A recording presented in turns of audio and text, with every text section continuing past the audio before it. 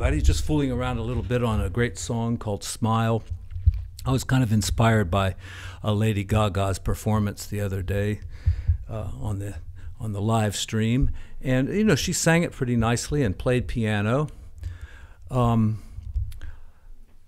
don't know about some of those chords. They sounded a little amateurish to me. But, you know, I admire her for giving it a good try anyway. But let me run over what I think needs to be done to this song. And I got this chart out of the Colorado Cookbook. And, you know, the first line here is, it's in F. And the first line here just has an F triangle, which means F major. Could mean F major 7th or F major 6th also. And then even the next measure is F, before we finally get to that diminished chord. And I tell you, jazz musicians cannot play 5 bars of F major without putting in a little bit of re-harmonization. So what we need to do is put some 2 5s in here, so some G minor to C, and it works pretty nicely. And this song is actually a lot like the song Bye Bye Blackbird, you know, if you think about it. 1, 2, 3, 4, 1, 2, 3, 4.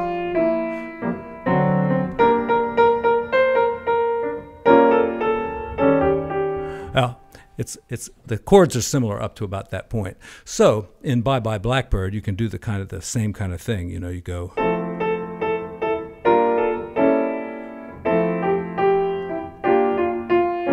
Put some 2 5s in there. But our song is Smile, so let's get back to that one.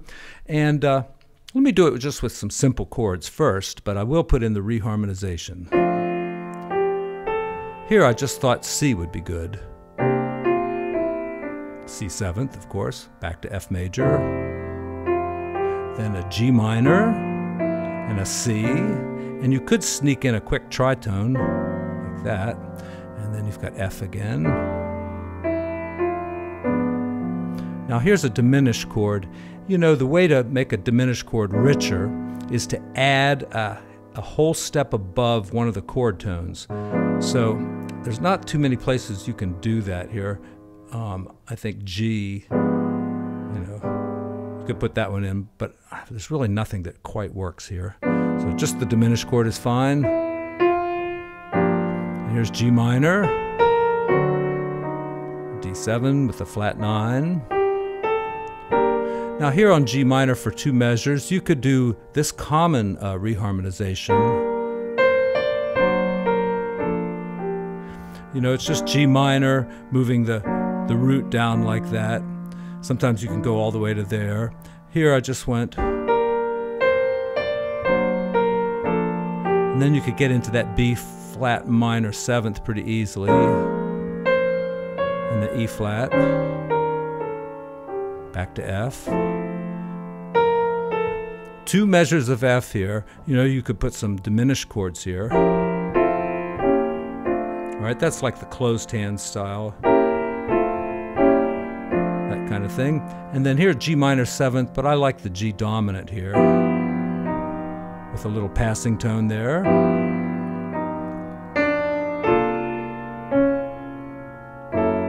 There's our tritone substitution there. First we've got, you know, C7 with a flat 9, and then you can take pretty much the same chord, just put a G flat in the bass, then we're back to F. You can put a lot of this drop 2 in if you like. Or you could do something like this. I kind of like that because it gives you a chance to play G minor 13 there if you put it in on the 2nd bar. So, and then here, that's a pretty common reharmonization. You think of it as F diminished with that whole step above there to make it a little richer, and it's also the melody note. So another quick 2 5, or you could have gone, and then F triangle again. So I got the G in there this time. How'd I manage to do that? I don't know, it sounds good this time.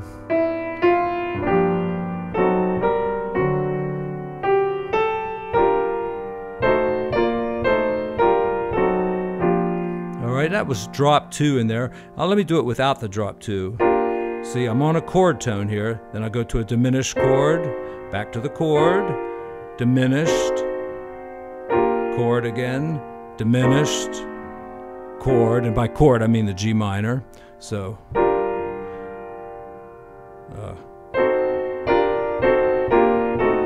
it sounds good that way, but if you do drop 2, well, let me do it again.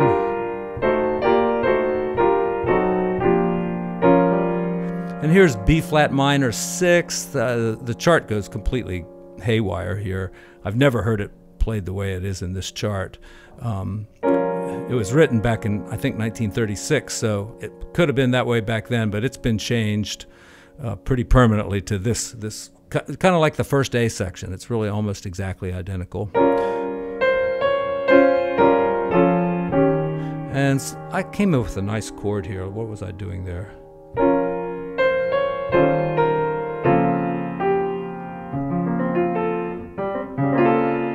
That's it right there.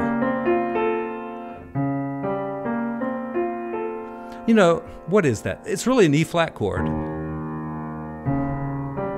E flat with an F triad over it gives you like the sharp 11 and stuff like that. So last 2 lines.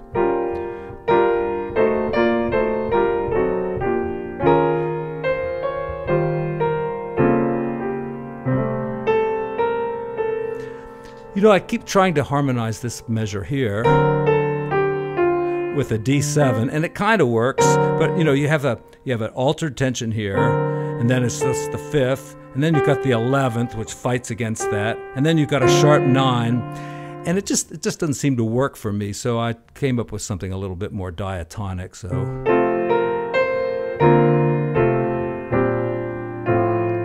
something like that, I guess.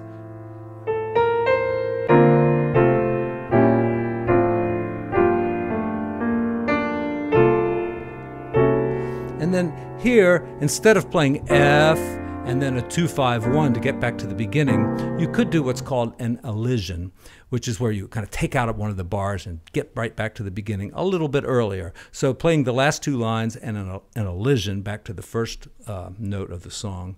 Last 2 lines.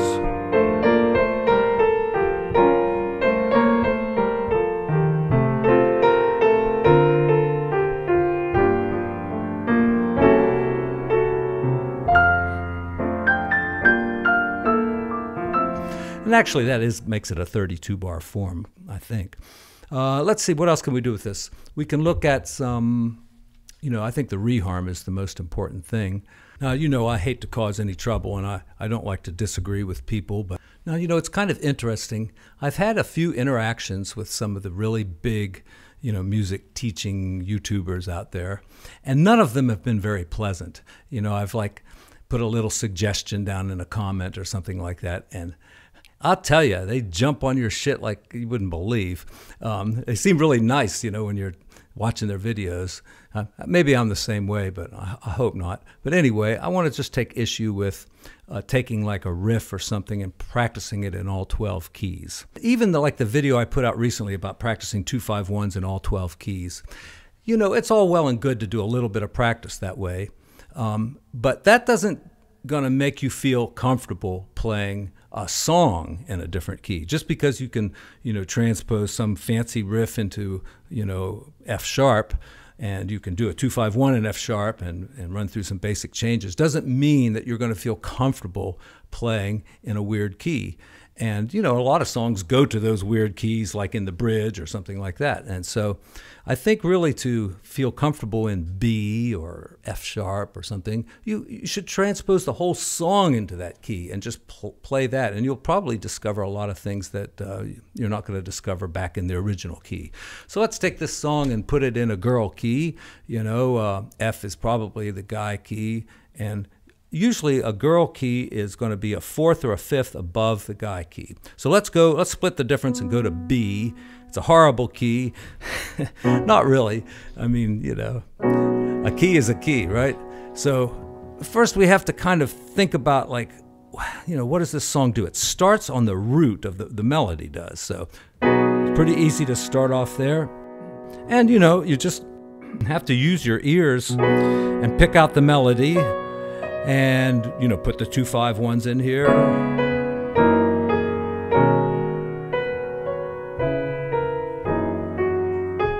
Now that would be this. To do this, the microphone kind of feels like it's in my way. So.